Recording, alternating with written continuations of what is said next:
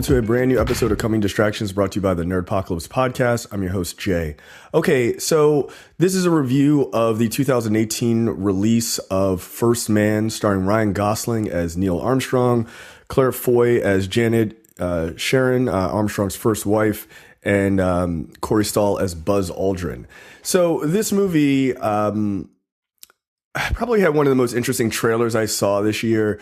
Which immediately made me fascinated with the idea of this movie. So most stories about the first moon landing and Neil Armstrong specifically is generally centered around this old idea of like the classic American hero story, right? It's like The Right Stuff or any of those other classic space films where it's just like awesome guy is awesome, you know, does his most American thing and goes to the moon and it's great. And it's just sort of kind of by the numbers, right? I mean, obviously these guys are American heroes, you know, or world heroes if you want to look at it that way, which I tend to. So what makes First Man interesting and what made the trailer interesting is that it's shot from a perspective. By the way, this is directed, and I don't want to forget saying this. This was directed by Damien Chazelle, who directed Whiplash and La La Land. So this guy is like super prolific to be so young as a director, by the way.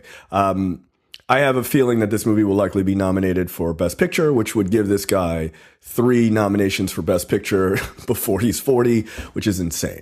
But I digress. So the film itself is what made the trailer intriguing is the idea that space travel is terrifying and that getting to the moon is equally or more terrifying than just normal space travel that we think about it today. So the trailer, if you haven't seen this movie, and I would highly recommend that you do, check out the trailer. Like the trailer is shot with this really ominous music, and the way it's shot, it's like it almost looks like one of those YouTube let's recut a movie to change the style of it. Like we'll take a comedy and make it into like a weird horror stalker movie or something like that. Those like faux trailers. But this one is completely shot that way. It is shot from these like very close up perspectives where Gosling's Neil Armstrong is like in the space shuttle, you know, where they're you know doing tests and some of their test flights as a pilot and things like that, and everything is shot super close to give you never a feeling of lightness. It's always a feeling of claustrophobia and hardship, right? And from a filmmaking perspective, that was significantly interesting to me to show space like that, because if you know anything about space travel, especially the run up to actually landing on the moon, they had a lot of mistakes and people died. And it was a really harrowing circumstance, right?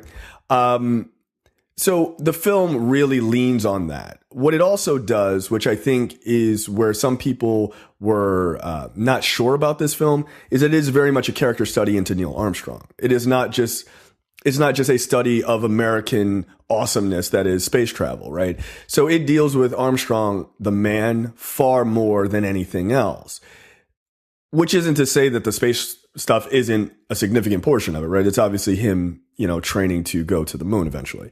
But it really digs into Armstrong as a guy and him, you know, spoiler alert for like human history.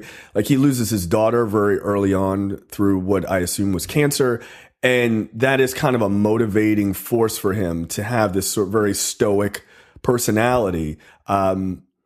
He is almost like weirdly disconnected from humanity in a lot of ways because of him losing his daughter so early. And then this weird, you know, I guess you could juxtapose that against him literally disconnecting from a lot of humanity by doing space travel and by literally leaving the planet. So there is a lot of heartfelt moments between him and his wife, played by Claire Foy, who she was tremendous. She was really, really great. She really brought this sort of like anchored kind of perspective of like this, yeah, you're doing all these things and people are calling you a hero and, you know, wow, you're amazing and you're this, you know, brilliant guy. But like back at home, you're not the greatest dad, right? Or you are too disconnected as a husband.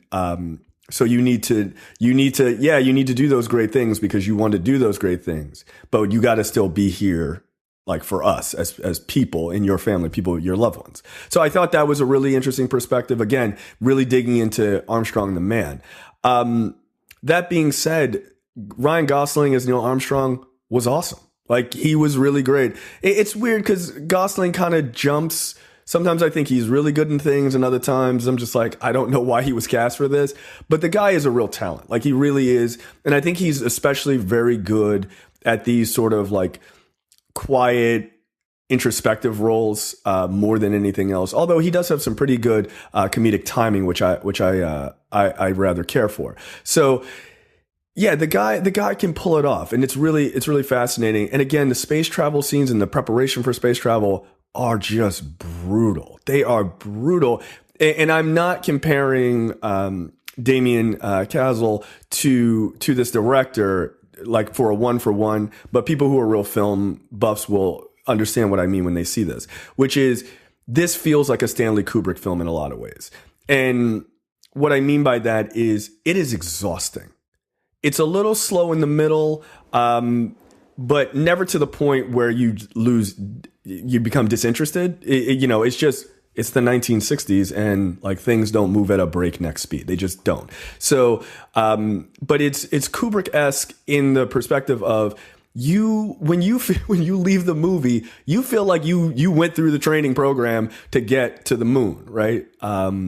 Which, like, it's exhausting, and you're just like, Jesus Christ, are we gonna make it? Like, you feel like you're right there, and that perspective shooting that they do, or that close shot shooting that they do, really gives you this sense of being in the cockpit, like going through all this stuff. And the film does this like really great thing of like introducing these famous astronauts, and you're like, oh, that's that guy, and then like they are played by like pretty popular actors, but then those people die. Like, you get used to those characters being around and having significant roles in Armstrong's life and talking to him every day at work and everything else. But then those characters die. And I think that's important to show that sort of like, he got to know them. They were his friends. And so when he lost those guys during training, it really meant something. And so where some movies will just introduce those characters, they're like, oh, well, these characters are going to pass away soon, so we'll just lightly introduce them. They don't do that. And they don't do weird, cheap foreshadowing. Like, if you don't know all of the history of the space program, you might not realize that X character is going to die. And they do. And you're just like, oh, shit. Okay. Like, wow, I was not expecting that. So, yeah, The First Man, to me, it's a 4.5 out of 5. Probably one of the best movies I've seen this year. Gosling's great. Claire Foy is great. We get some time with Corey Stoll as Buzz Aldrin, who was just kind of a dick, which I appreciate his character. He was great. I like Corey Stoll a lot. Yeah, it's great. And I think this director, Damien Chazelle, might have hit it out of the park for the third time in a row. So check out First Man. It's in theaters this Friday. You're watching the Nerdpocalypse YouTube channel. Make sure you click that button to subscribe and check out our weekly podcast where we talk about movie, TV, news, tech, and weird stories from around the internet.